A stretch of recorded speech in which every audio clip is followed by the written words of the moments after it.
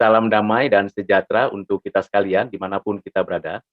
Pada video ini saya ingin melanjutkan penjelasan pembahasan mengenai atribut Allah, khususnya communicable attribute atau atribut-atribut Allah yang dapat dikomunikasikan atau ada padanannya pada keberadaan kita sebagai manusia. Seperti yang diajarkan di dalam Alkitab, bahwa atribut Allah yang communicable untuk memberikan kepada kita pengajaran bahwa Allah adalah Allah yang imanensi, yang memiliki analogi pengertian bahwa atribut-atribut Allah itu mencirikan atau ada padanannya seperti yang ada pada manusia.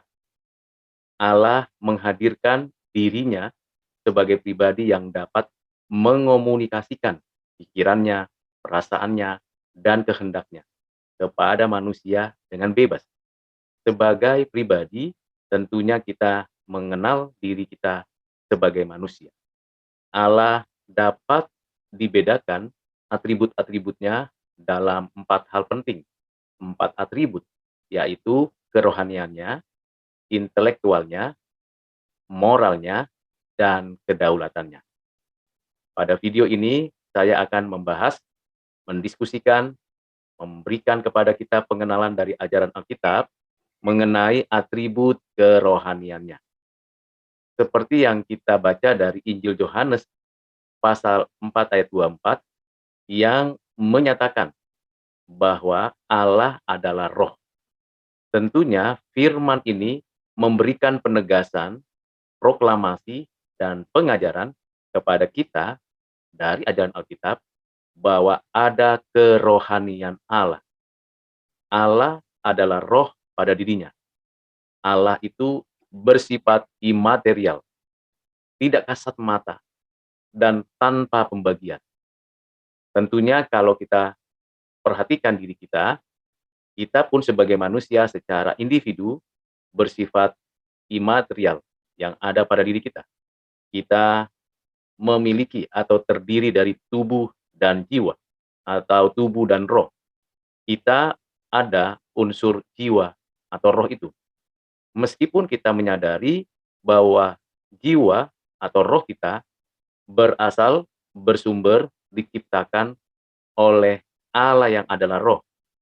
Sehingga keberadaan roh kita itu sepenuhnya bergantung dan terikat atau berada di bawah kedaulatan Allah yang adalah roh.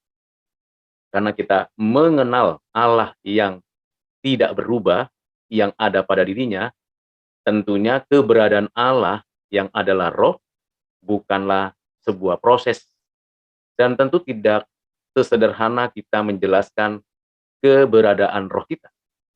Kalau roh Allah adalah roh yang tak terbatas, yang melampaui apa yang pada diri manusia. Roh Allah keberadaannya bersumber dari dirinya sendiri, yang tidak berubah, yang tidak terbatas, yang sederhana. Dengan kata lain, perbedaan mendasar dari roh Allah dan roh manusia adalah roh Allah lah yang mengkualifikasi seluruh atribut yang incommunicable dan dikualifikasi oleh atribut-atribut yang incommunicable juga, saling mengkualifikasi dan dikualifikasi. Berbeda dengan manusia, tentunya ini hal yang penting untuk kita mengerti. Karena Allah adalah roh adanya, atau keberadaan esensinya, berarti pertama Allah tidak memiliki tubuh, seperti halnya manusia.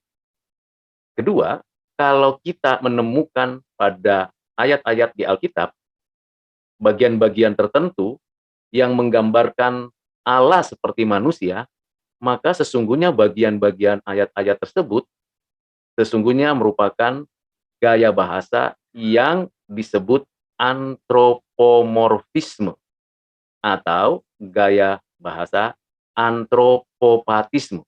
Apa artinya antropomorfisme itu? Antropomorfisme itu adalah gaya bahasa yang mana penyebutannya, penamaannya dilekatkan kepada Allah seperti ada pada manusia. Kalau antropopatisme itu berkaitan bagaimana gaya bahasa ini diakomodasi dari manusia yang bentuknya, keberadaannya sebenarnya adalah keberadaan Allah. Tentu ini berkaitan dengan ketidakcukupan manusia untuk memahami keberadaan Allah yang maha sempurna.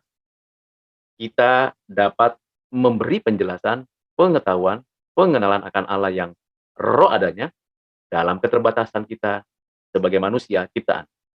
Tentunya para penulis kitab suci, ayat-ayat itu ditulis untuk memudahkan kita mengerti siapakah Allah yang secara personal dan hadir di dalam hidup manusia dan berinteraksi, berkomunikasi kepada manusia. Selanjutnya, mengenai penulisan genre narasi atau puisi yang ada di dalam kitab-kitab Perjanjian Lama maupun Perjanjian Baru, tujuan dari gaya bahasa antropomorfisme dan antropopatisme itu untuk menjelaskan bagaimana perasaan Allah yang sesungguhnya.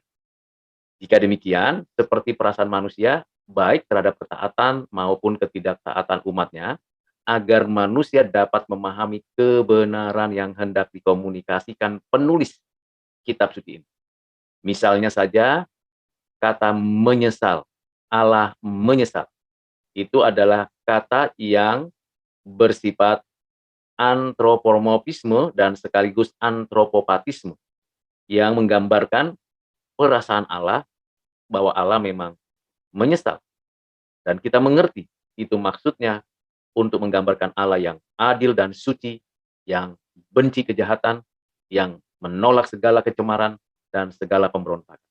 Dan saat yang sama juga ingin menunjukkan bagaimana Allah murka dan menyatakan keadilannya. Demikian juga kalau kita memperhatikan Allah mendengar, Allah memperhatikan, atau Allah berjalan-jalan di Taman Eden, hadir di dalam sejarah manusia. Dan kita melihat bagian-bagian penting ini untuk memberikan kepada kita pengenalan akan Allah yang berkomunikasi dengan manusia. Nah, ini bagian yang penting di dalam pengenalan bahwa Allah adalah roh adanya. Misalnya di dalam 1 Timotius 1 ayat 17 dan 1 Timotius 6 ayat 15 dan 16. Kita bersyukur kepada Allah karena yang menyatakan diri adalah roh, bukan buatan tangan manusia, bukan ciptaan Allah. Kita tidak menyembah bintang, bulan, bahkan patung-patung, batu-batu, atau apapun yang dibuat oleh manusia, atau apapun yang dilambangkan oleh manusia untuk memberikan kepada manusia batasan siapakah Allah. Saudara-saudara yang kekasih di dalam Kristus, hanya di dalam ajaran Alkitab yang memberikan kita pengenalan akan Allah yang adalah roh. Dengan kata lain, pengenalan kita bahwa Bapa, Anak yang tunggal Tuhan Yesus Kristus, dan Roh Kudus adalah roh ketiganya yang esa. Kita bersyukur karena Ia hadir dalam sejarah, memimpin sejarah, mengisi sejarah penebusan umatnya, dan berbicara kepada manusia di dalam kuasanya yang ajaib. Dan pada momen yang sama, pada saat yang sama di dalam konteks sejarah manusia, Allah menyatakan ke rohnya kepada kita.